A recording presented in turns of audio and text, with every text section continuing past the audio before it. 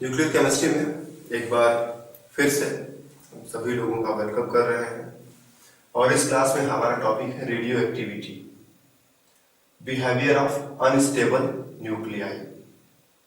हमें radio activity के ऊपर बात करनी है। तो पिछले क्लासेज में हमने देखा है कि जो न्यूक्लियस है अपना, वो स्टेबल भी हो सकता है, अनस्टेबल भी हो सकता है। स्टेबल है तब तो कोई बात ही नहीं है, लेकिन अनस्टेबल है तो अगर अनस्टेबल है तो उसको कुछ ना कुछ करना पड़ेगा। अनस्टेबल मतलब उसको परेशानी है, कभी न्यूट्रॉन की वजह से परेशानी, कभी प्रोटॉन की वजह से परेशानी, कभी कोई परेशानी है। तो परेशानी है तो परेशानी को दूर तो करना पड़ेगा ना। जैसे हमें कोई परेशानी हो गई, चोट लग गया तो उसको वैसे तो नहीं छोड़ेंगे, कुछ पट्टी वट्टी बांधेंगे। बुखार हो गया तो कुछ तो दवाई ववाई खाएंगे ताकि ठीक हो जाए। तो ठीक वही हाल न्यूक्लियस का भी है कि वो अनस्टेबल है, और अनस्टेबल है तो क्या करेगा। तो अनस्टेबल न्यूक्लियाई जो है, अल्फा पार्टिकल्स, बीटा पार्टिकल्स, ठीक है, गामा रेडिएशन,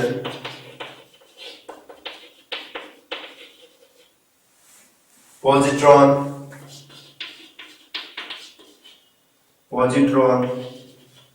इन सबको बाहर निकालते रहते हैं। कभी वो अल्फा पार्टिकल बाहर निकालेगा, कभी बीटा पार्टिकल बाहर निकाल के फेंक देगा, कभी गामा रेडिएशन बाहर निकालेगा, कभी पॉजिट्रॉन को निकाल कर फेंक देगा। मतलब हर तरीके से उसका एक ही उद्देश्य है कि हम अनस्टेबल से स्टेबल बन जाए। कभी इसको निकाल के फेंका, कभी इसको निकाल के फेंका, कभी इसको निकाल के फेंका। तो हर तरह से इसी कोशिश में लगा है कि वो स्टेबल बन जाए। केवल फेंकने का काम ही नहीं, पकड़ने का काम भी करता है। इलेक्ट्रॉन कैप्चर, ठीक है, इलेक्ट्रॉन कैप्चर। तो दोनों तरह से, कुछ छोड़ करके कुछ पकड़ करके, हर तरह से उसकी यही कोशिश है कि वो स्टेबल बन जाए। तो हमें थोड़ा थोड़ा इनके बारे में पहले जानना है कि अल्फा पार्टिकल कैसे निकलता है, बीटा पार्टिकल कैसे निकलता है, गामा रेडिएशन कैसे निकलता है, पॉजिट्रॉन कैसे निकलता है, सब होते क्या है और निकलते कैसे हैं। इलेक्ट्रॉन तो हम जानते ही हैं, इलेक्ट्रॉन पकड़ेगा तो क्या होगा। तो हमें थोड़ा थोड़ा इनका बात करना है। तो जब न्यूक्लियस बहुत हैवी हो जाता है, ठीक है, पीरियोडिक टेबल में जो 82 एलिमेंट नंबर 82 के आगे के जो भी एलिमेंट्स, 83, 84, 85, 82 मतलब लेड के आगे के जितने भी एलिमेंट्स हैं सब रेडियो एक्टिव है। और लेड के पीछे का स्टोरी क्या है, जैसे कार्बन ही ले लो, कार्बन का आइसोटोप 12 भी है, कार्बन का आइसोटोप 13 भी है, कार्बन का आइसोटोप 14 भी है, ठीक है। ये स्टेबल है, ये स्टेबल है, लेकिन ये स्टेबल नहीं है। हाइड्रोजन ले लो, हाइड्रोजन का आइसोटोप 1 भी है और 2 भी है। तो ये स्टेबल है, लेकिन ये भी स्टेबल है, और हाइड्रोजन 3 भी एक होता है, ये अनस्टेबल है। इसी तरह से सोडियम है, सोडियम 23 भी है और सोडियम 24 भी है। 23 तो स्टेबल है, लेकिन 24 स्टेबल नहीं है। जो स्टेबल नहीं है वो तो कोशिश करेगा कि वो भी स्टेबल बन जाए, और उसके लिए कभी अल्फा पार्टिकल्स को बाहर निकालेगा, कभी बीटा को निकालेगा, कभी गामा रेडिएशन यूज करेगा, कभी पॉजिट्रॉन छोड़ेगा, कभी इलेक्ट्रॉन पकड़ेगा। तो ये सब जो है मेहनत करके अनस्टेबल से स्टेबल बनने की कोशिश में लगे हुए हैं। हमको इसी मेहनत के बारे में थोड़ी स्टडी करनी है। तो अल्फा पार्टिकल क्या होता है?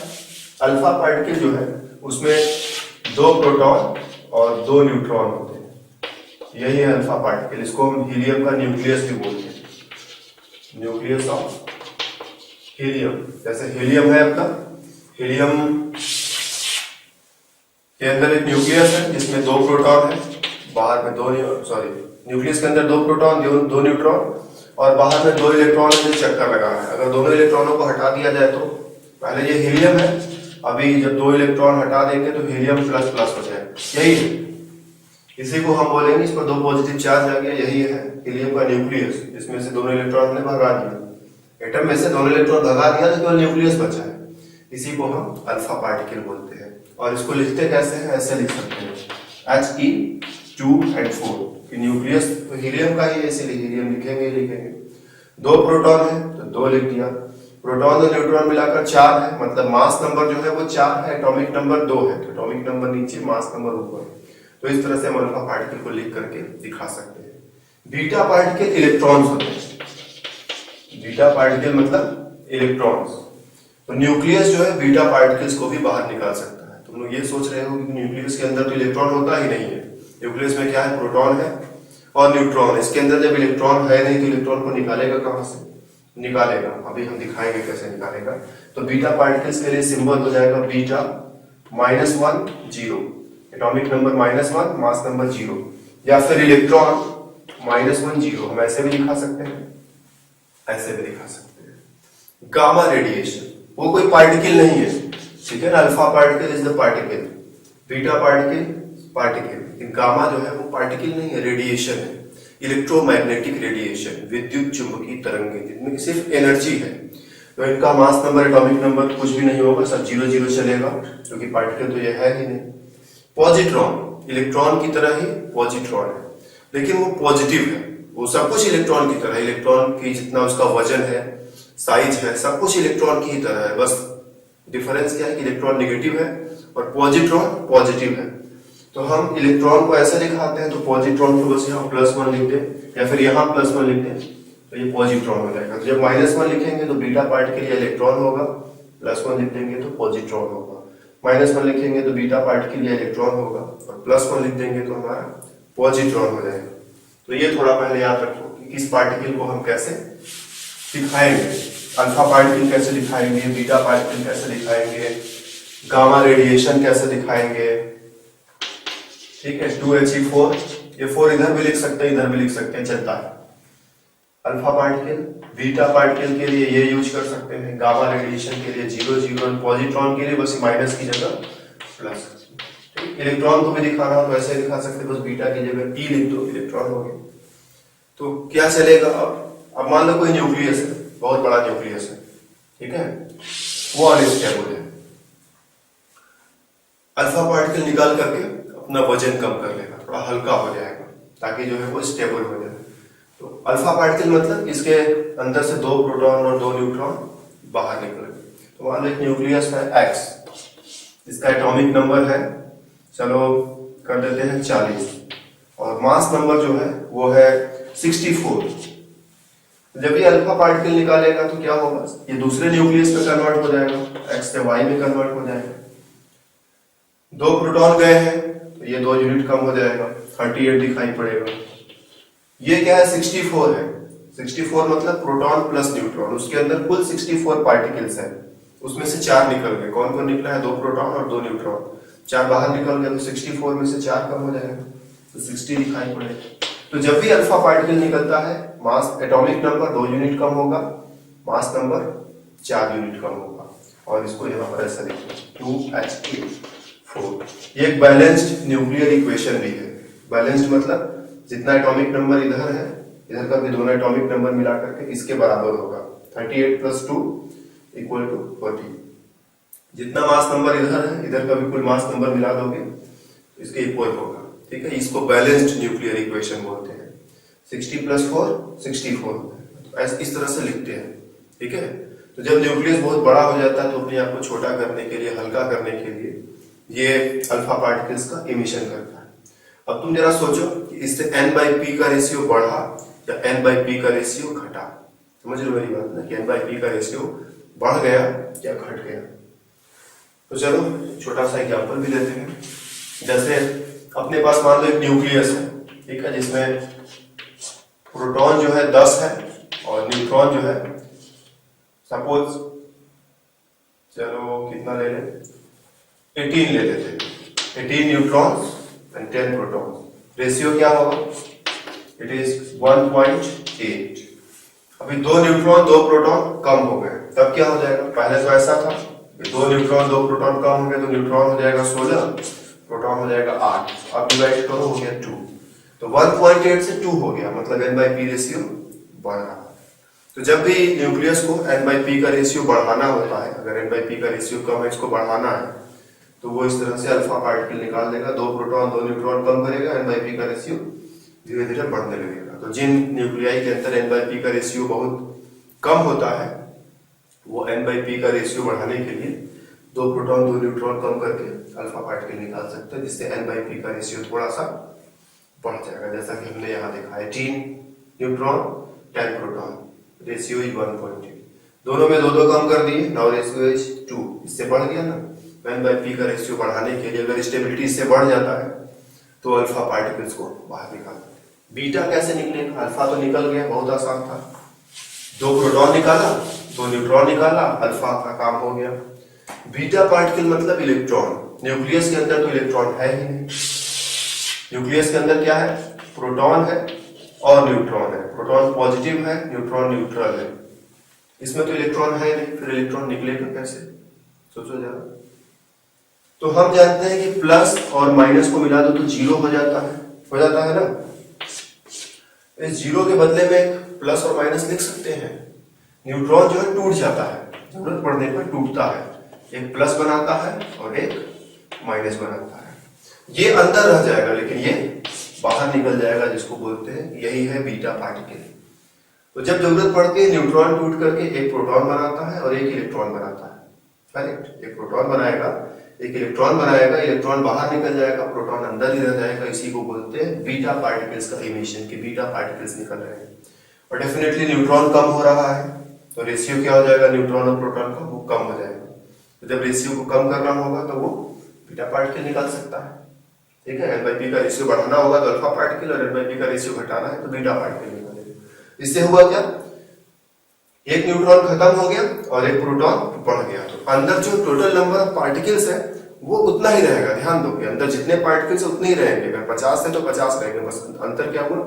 एक न्यूट्रॉन जो है प्रोटॉन में बदल गया, साथ ही साथ एक इलेक्ट्रॉन बाहर निकल गया। जब भी बीटा पार्टिकल कभी निकलता है, जैसे मान लो कि एलिमेंट ए है और दूसरा एलिमेंट बी है, इसका एटॉमिक नंबर सपोज, चलो कुछ भी रख लेते हैं, 10 रख लेते हैं, और मास नंबर चलो हम 22 रख लेते हैं। इसमें से एक बीटा निकला, तो बीटा निकलने से एक प्रोटॉन बढ़ा है तो ये जो है 11 हो जाएगा।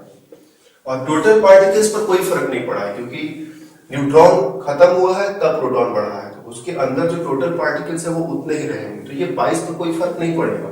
तो जब भी बीटा पार्टिकल निकलता है, एटॉमिक नंबर 1 यूनिट बढ़ जाएगा।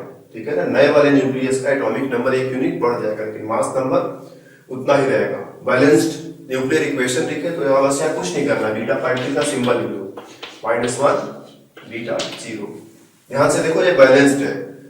11 -1 मिला करके 10 हो जाएगा, 22 + 0 मिला करके 22 हो जाएगा। तो बैलेंस्ड है। तो अल्फा पार्टिकल निकला तो एटॉमिक नंबर 2 यूनिट घटा, मास नंबर 4 यूनिट घटा। बीटा पार्टिकल निकला तो एटॉमिक नंबर 1 यूनिट बढ़ गया और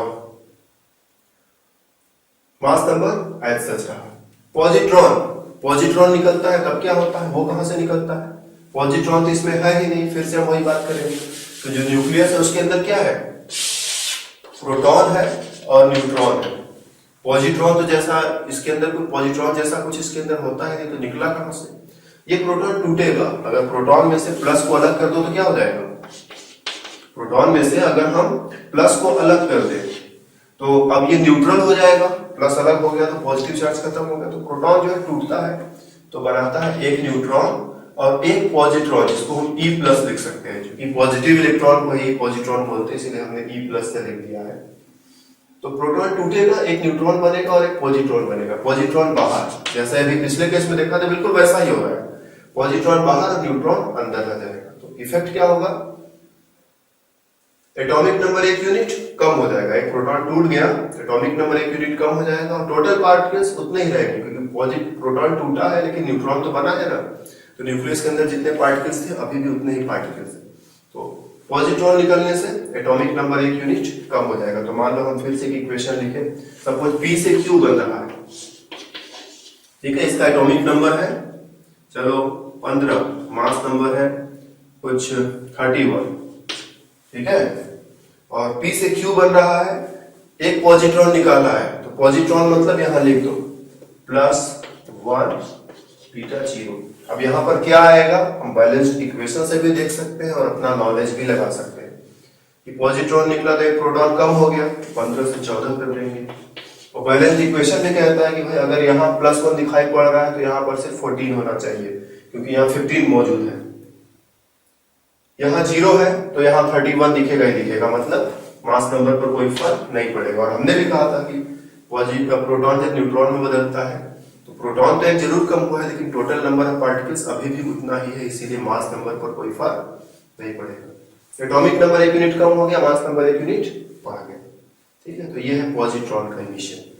इलेक्ट्रॉन कैप्चर, इलेक्ट्रॉन कैप्चर में क्या होता है, जैसे ये अपना न्यूक्लियस है, ठीक है, न्यूक्लियस के बाहर पहला सेल है, दूसरा सेल है, जिसमें इलेक्ट्रॉन जो है चारों तरफ घूम रहे हैं। इसमें क्या है, प्रोटॉन है और न्यूट्रॉन है।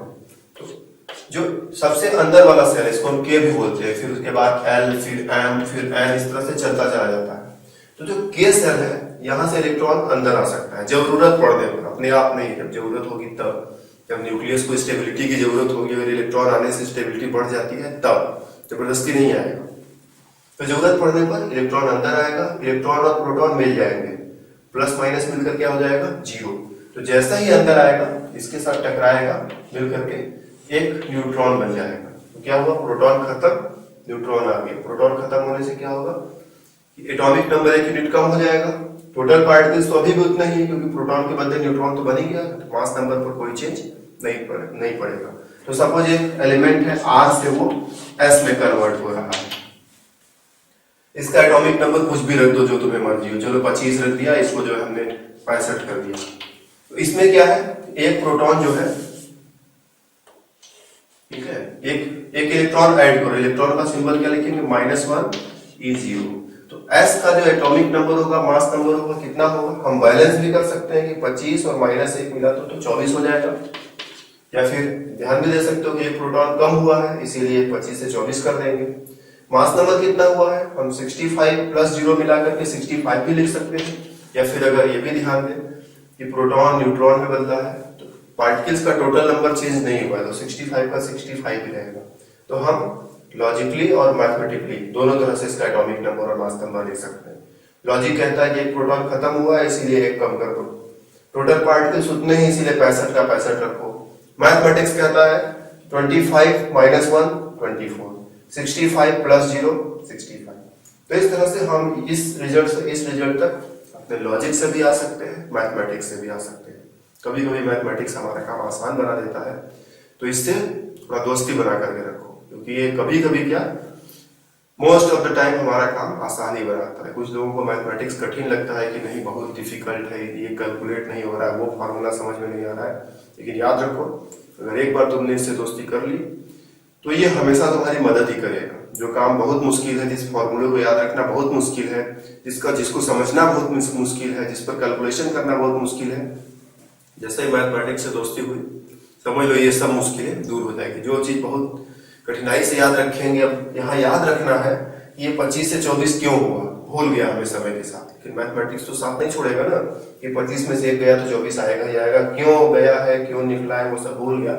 लेकिन अगर हमें इलेक्ट्रॉन का सिंबल याद है, इलेक्ट्रॉन इसने पकड़ा है, इलेक्ट्रॉन कैप्चर ही तो बोला है, इलेक्ट्रॉन कैप्चर हो रहा है, इलेक्ट्रॉन पकड़ा है मतलब इलेक्ट्रॉन इसमें जोड़ दिया, और जोड़ा तो 25 और -1 मिलकर के 24 हो जाएगा। तो हमारी मेमोरी हमारा साथ छोड़ सकता है, लेकिन मैथमेटिक्स और कैलकुलेशन हमारा साथ कभी नहीं छोड़ेंगे।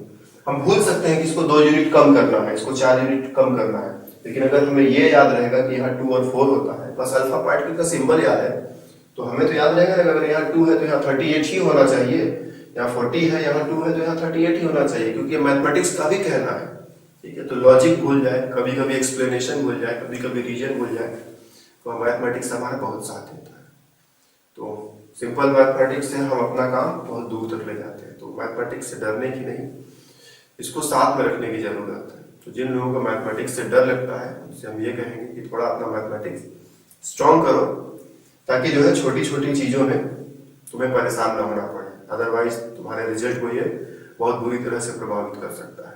ओके, तो अल्फा पार्टिकल का इमिशन, बीटा पार्टिकल का इमिशन, पॉजिट्रॉन का इमिशन और इलेक्ट्रॉन का कैप्चर, इसको हम कभी कभी के कैप्चर भी बोलते हैं। के कैप्चर इसलिए क्योंकि इलेक्ट्रॉन जो है इस के वाले सेल से आ रहा है, इसलिए इसको के कैप्चर भी बोला जाता है।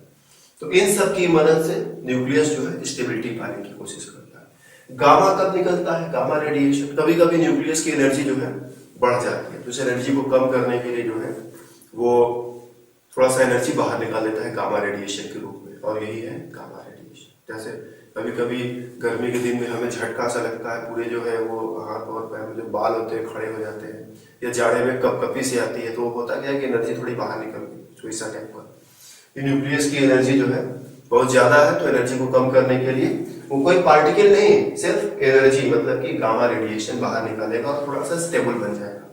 ओके, एक छोटा सा यही रूल है ग्रुप डिस्प्लेसमेंट रूल कि पीरियोडिक टेबल के साथ अगर हम देखें तो ये रूल कहता है, ठीक है, हम नाम लिखते हैं इसका एक बार, ग्रुप डिस्प्लेसमेंट रूल। सोडी और फजांस ने इसको दिया है, नाम देखो सोडी और फजांस का मिलने की कोशिश तो कर रहे हैं, सोडी और फजांस ने दिया है। ओके, ग्रुप डिस्प्लेसमेंट रूल, अगर कहीं से एक अल्फा पार्टिकल निकला, ठीक है, किसी एलिमेंट से एक अल्फा पार्टिकल निकला, जैसे कि मान लो चलो सल्फर है, ठीक है, सल्फर से अल्फा पार्टिकल निकला, तो जो नया एलिमेंट बनेगा वो क्या होगा, वो पीरियोडिक टेबल में से 2 ग्रुप पीछे होगा। सल्फर से 2 ग्रुप पीछे कौन है, याद लो, सल्फर होता है पीरियोडिक टेबल में, इसके पीछे फास्फोरस है, इसके पीछे सिलिकॉन है, ठीक है, 2 ग्रुप पीछे कहीं है ना, तो सल्फर किस में बदल जाएगा, सिलिकॉन में बदल जाएगा। ये इसका कहना है। अगर कहीं से अल्फा पार्टिकल निकला तो जो नया एलिमेंट बनेगा, इसको हम डॉटर एलिमेंट भी बोलते हैं, कि जो बनने वाला डॉटर एलिमेंट है वो अपने पेरेंट एलिमेंट से पीरियोडिक टेबल में 2 ग्रुप पीछे होगा। और अगर बीटा पार्टिकल निकला, जैसे मान लो कार्बन है, कार्बन से बीटा निकल गया, तो जो बनने वाला नया डॉटर एलिमेंट है वो 1 ग्रुप आगे होगा। कार्बन से आगे कौन होता है, पीरियोडिक टेबल में देखोगे तो कार्बन के आगे नाइट्रोजन होता है, तो नाइट्रोजन बन जाएगा। ये है group displacement rule, group displacement law. Alpha particle निकलने से जो बनने वाला नया एलिमेंट है, पेरेंट एलिमेंट या पुराने एलिमेंट से 2 ग्रुप पीछे होगा, और बीटा पार्टिकल निकलने से जो नया एलिमेंट बनेगा वो पुराने वाले एलिमेंट से 1 ग्रुप आगे होगा। तो इसको याद भी रखा जा सकता है, लेकिन इसकी कोई जरूरत नहीं है, तुम अल्फा बीटा सब अच्छे से जानते हो। चलो जरा कोशिश करो, सिलिकॉन का एटॉमिक नंबर 40, मास नंबर कुछ भी लिख दो, ठीक है, लेकिन लंप सम पहले लिखना कि जो मास नंबर होता है जनरली डबल या डबल से ज्यादा होता है। तो ये एटॉमिक नंबर 14 है, तो मास नंबर 14 का डबल या उससे थोड़ा सा ज्यादा लिखो, तो 14 का डबल होता है 28, उसी में 2-4 और जोड़ दो, तो चलो हम 32 या कुछ ऐसा लिख देते हैं, ठीक है, 32, 33, 34 जो भी लिखना है लिख दो। लेकिन अब ऐसा नहीं कि मास नंबर लिखना 10, ठीक है, पढ़ते पढ़ते आइडिया तो हो जाता है ना कि मास नंबर जो है एटॉमिक नंबर का डबल होता है या उससे ज्यादा होता है, लगभग कुछ ऐसा ही है। तो 14 का डबल है, डबल से ज्यादा लिख दो, तो 34 लिख दिया हमने। कार्बन का 6 होता है, 6 का डबल कितना होता है 12, उसमें 1-2 और जोड़ दो, चलो 14 लिख दिया, कुछ ऐसा सिचुएशन। अब हमें क्या करना है, इसमें से अल्फा निकालना है। तो अल्फा मतलब क्या, 2He4, 2He4। तो जब 14 में से 2 निकल गया तो यहां तो 12 ही बचेगा, ठीक है, कुछ उल्टा लिखा है क्या, यस, इसका एटॉमिक नंबर 16 होता है, ठीक है, सल्फर का एटॉमिक नंबर 16 होता है। तो 16 में से 2 निकल गया तो कितना बचेगा, 14 बचेगा, करेक्ट। सल्फर का एटॉमिक नंबर 16 है, देखो हमने डबल करते समय थोड़ा सा ध्यान देना है कि 16 का डबल 32, 32 में 1-2 जोड़ दिया तो 33, 34 ऐसा करके लिख दिया है, तो वो तो ऑलमोस्ट सही है। तो सल्फर का एटॉमिक नंबर कितना है, 16 है। जब इसमें से अल्फा पार्टिकल निकला तो इक्वेशन को बैलेंस करेंगे, तो यहाँ 16 है, उसमें से 2 निकल गया तो यहाँ 14 बचेगा ही बचेगा। 32 यहाँ 34 है, 34 में से 4 यहाँ से हटा दिया तो यहाँ पर 30 बचेगा। तो ये सल्फर कहाँ होता है, सिलिकॉन कहाँ होता है, पीरियोडिक टेबल में हम जानते हैं कि सल्फर से सिलिकॉन 2 ग्रुप पीछे है, ये जिस ग्रुप में है ये उससे 2 ग्रुप पीछे है। तो यही तो है अपना ग्रुप डिस्प्लेसमेंट लॉ। तो अगर एक बार एक्सपीरियंस हो गया तो बहुत ज्यादा मुश्किल भी नहीं होगी याद रखने में और समझने में। जो होता है वही कह रहा है कि अल्फा पार्टिकल निकला तो ये 2 ग्रुप पीछे चला जाएगा। क्यों चला जाएगा, हम देख सकते हैं कि जैसे अल्फा पार्टिकल निकला ये 16 से 14 हो गया, और 16 से 14 होने का मतलब 16 अगर यहाँ है तो 15 यहाँ होगा और 14 यहाँ पर होगा। बीटा पार्टिकल निकलेगा, इसमें से बीटा निकला, बीटा का सिंबल लिखो -1 बीटा 0। अगर ये -1 है तो यहाँ पर क्या होना चाहिए, 7 होना चाहिए। और अगर ये 6 है तो 7 कहाँ होगा, डेफिनेटली 6 यहाँ है तो 7 उससे एक ग्रुप आगे ही होगा ना। 6 से 7 बनने का मतलब एक ग्रुप आगे ही तो गए हैं। 16 से 14 बनने का मतलब 2 ग्रुप पीछे आए हैं। तो यही है ग्रुप डिस्प्लेसमेंट का। अगर हम इन इक्वेशंस को समझते हैं कि 16 से जब जैसे अल्फा निकलेगा 16 से 14 हो जाएगा, जैसे ही बीटा निकलेगा 6 है तो 7 हो जाएगा, 10 है तो 11 हो जाएगा, 15 है तो 16 हो जाएगा। तो हमको इस रूल को याद रखने की या रटने की कोई जरूरत नहीं है। हम जानते हैं कि बीटा निकलते ही जो भी यहाँ पर नंबर है एक यूनिट बढ़ेगा ही बढ़ेगा। तो एक यूनिट बढ़ेगा मतलब जो अगला एलिमेंट बनेगा वो पेरेंट से एक ग्रुप आगे होगा। हम जानते हैं कि अल्फा निकलते ही यहाँ पर जो भी नंबर है 2 यूनिट कम हो जाएगा। हमें इससे कोई मतलब नहीं, हमें मतलब सिर्फ एटॉमिक नंबर से है, क्योंकि पीरियोडिक टेबल में जो एलिमेंट्स रखे जाते हैं वो मास नंबर से नहीं एटॉमिक नंबर से रखे जाते हैं। तो हमें सिर्फ एटॉमिक नंबर पर फोकस करना है इस रूल के लिए, हमें मास नंबर की कोई जरूरत नहीं है यहाँ पर। तो हम जानते हैं कि जैसे ही अल्फा निकलेगा अगर यहाँ पर जो भी नंबर है उससे 2 यूनिट यहाँ पर कम दिखाई पड़ेगा। ये 16 है तो ये 14 होगा, ये 20 है तो यहाँ 18 होगा, यहाँ 50 है तो यहाँ 48 होगा। तो 2 यूनिट कम है मतलब जो अगला एलिमेंट बनेगा, डॉटर एलिमेंट बनेगा, वो पेरेंट से 2 यूनिट पीछे ही होगा या 2 ग्रुप पीछे होगा। तो यही तो है अपना ग्रुप डिस्प्लेसमेंट रूल कि अल्फा पार्टिकल निकलने पर जो बनने वाला नया एलिमेंट है वो अपने पेरेंट एलिमेंट या पुराने एलिमेंट से 2 ग्रुप पीछे होता है। क्यों होता है? यहाँ है। बीटा निकलने पर जो बनने वाला नया एलिमेंट है वो पेरेंट एलिमेंट या पुराने एलिमेंट से एक ग्रुप आगे होता है। क्यों होता है वो हम यहाँ से देख सकते हैं। तो हम चाहे तो ऐसा ही रूल इलेक्ट्रॉन कैप्चर के लिए भी लिख सकते हैं, हम चाहे तो ऐसा ही रूल पॉजिट्रॉन के इमिशन के लिए लिख सकते हैं। तो एक बार जब हमने चीजों को समझ लिया है तो क्या फर्क पड़ता है कि हम अल्फा के लिए रूल बना दे, कि बीटा के लिए रूल बना दे, गामा के लिए रूल बना दे, पॉजिट्रॉन के लिए बना दे, इलेक्ट्रॉन के किसी के लिए भी रूल बना सकते हैं। हालांकि ओरिजिनली बुक में सिर्फ 2 ही चीजों के लिए मिलेगा ये रूल, अल्फा और बीटा। अल्फा निकलेगा तो नया एलिमेंट 2 ग्रुप पीछे, यहाँ नया एलिमेंट 2 ग्रुप पीछे, और बीटा निकलेगा तो नया एलिमेंट पुराने वाले से एक ग्रुप आगे मिलेगा। यही है ग्रुप डिस्प्लेसमेंट लॉ। ठीक है। तो रेडियो एक्टिविटी क्या है कि जो अनस्टेबल न्यूक्लियस है वो जनरली अल्फा, बीटा और गामा रेडिएशन निकालते रहते हैं। अल्फा जो है रेडिएशन नहीं है, ये पार्टिकल है, लेकिन जब ढेर सारे पार्टिकल्स एक साथ निकलते हैं तो रेडिएशन टाइप का फील हो सकता है। ठीक है।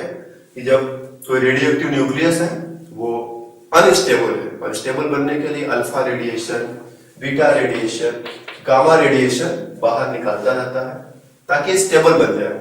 और उसके इसी बिहेवियर को, इन रेडिएशंस को बाहर निकालने के बिहेवियर को या एक्टिविटी को हम रेडियो एक्टिविटी बोलते हैं। और अल्फा रेडिएशन नहीं, अल्फा पार्टिकल्स होते हैं, लेकिन जब ढेर सारे एक साथ है तो वो रेडिएशन भी फील हो सकता है, तो रेडिएशन ही बोल देते हैं। बीटा को भी रेडिएशन बोल देते हैं, लेकिन हम जानते हैं कि बीटा पार्टिकल है। गामा क्या है? इसमें पार्टिकल नहीं होता, ये प्योर इलेक्ट्रोमैग्नेटिक रेडिएशन। तो ये रेडिएशन वास्तव में रेडिएशन है, लेकिन अल्फा रेडिएशन और बीटा रेडिएशन जो है वो वास्तव में रेडिएशन नहीं है। उसमें क्या है? छोटे छोटे पार्टिकल्स है। यहाँ अल्फा पार्टिकल्स है जिसे हम हीलियम का न्यूक्लियस बोलते हैं, और यहाँ पर बीटा रेडिएशन जो इलेक्ट्रॉनों से मिलकर बनता है। तो ये ध्यान होना चाहिए कि रेडियो एक्टिविटी क्या है कि जो अनस्टेबल न्यूक्लियाई है वो अल्फा, बीटा, गामा रेडिएशंस को बाहर निकालते रहते हैं और स्टेबल बनने की कोशिश करते हैं। इसी को हम रेडियो एक्टिविटी बोलते हैं। और केवल यही नहीं, वो इलेक्ट्रॉन भी पकड़ सकते हैं, पॉजिट्रॉन भी निकाल सकते हैं, लेकिन जनरली यही तीनों करते हैं। तो पॉजिट्रॉन, इलेक्ट्रॉन, इन सबके साथ भी वो काम कर सकते हैं। पॉजिट्रॉन भी बाहर निकाल सकते हैं, इलेक्ट्रॉन भी बाहर निकाल सकते हैं और स्टेबल बनने की कोशिश करेंगे। कैसे उन्होंने अल्फा पार्टिकल निकाला, कैसे बीटा पार्टिकल निकाला, कैसे गामा निकाला, कैसे पॉजिट्रॉन निकाला, कैसे इलेक्ट्रॉन पकड़ा, ये सब हम लोगों ने थोड़ा डिटेल में देखा। और इन सबको निकालने से जो बनने वाला नया न्यूक्लियस है या जो बनने वाला नया एलिमेंट है उसके एटॉमिक नंबर, मास नंबर और पीरियोडिक टेबल पर उसके पोजीशन पर क्या फर्क पड़ेगा, ये हम आसानी से बता सकते हैं। हम ये भी बता सकते हैं कि ये पार्टिकल निकलने से जो n/p का रेशियो बढ़ा है कि घटा है। ठीक है। तो इन सब चीजों का आंसर जो है आसानी से इतने नॉलेज के साथ हम दे सकते हैं। तो इस क्लास में हम अब यहीं पर लगभग रुकने की कोशिश करेंगे कि रेडियो एक्टिविटी क्या होता है, क्यों होता है और इसमें क्या होता है। रेडियो एक्टिविटी अनस्टेबल न्यूक्लियस का बिहेवियर है जिसमें ये अल्फा, बीटा, गामा वगैरह निकालते हैं। कैसे निकालते हैं हमने एक एक को बारी बारी से देखा। ठीक है। इससे क्या होगा तो ये स्टेबल बन जाएगा और इसके चक्कर में जो है जो एलिमेंट है वो बदल जाएगा। ठीक है। तो ये है रेडियो एक्टिविटी का इंट्रोडक्शन कि रेडियो एक्टिविटी क्या होता है, रेडियो एक्टिविटी क्यों होता है, इससे क्या होगा, इसमें क्या होगा वगैरह वगैरह। अभी रेडियो एक्टिविटी पर हमें और भी बातें करनी है, तो बात को फिर से करने के लिए और भी आगे बढ़ाने के लिए हम फिर मिलेंगे अगले क्लास में।